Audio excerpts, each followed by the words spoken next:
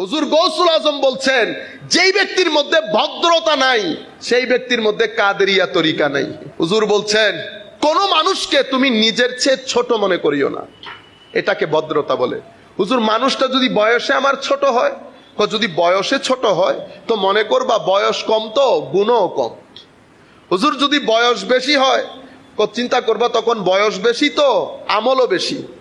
হুজুর মানুষটা যদি নন মুসলিম হয়, যদি নন মুসলিম হয় মনে করবা মৃত্যুর পূর্বে কে মুসলিম হয়ে মারা যায় আর কে অমুসলিম হয়ে মারা যায় সেটা তুমিও জানো না, সেটা সেও জানে না। হুজুর তাসাউফের মূল জিনিস কি?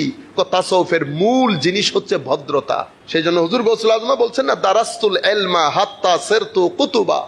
ইলম শিখতে শিখতে আমি কুতুব হয়ে গেছি। কোন ইলম শিখেছে? একটা ব্রেইনের ইলম, একটা কলবের ইলম। আমরা বর্তমানে মাদ্রাসা শিক্ষার মধ্যেও আমরা কলবের ইলমটা বন্ধ করে দিয়েছি।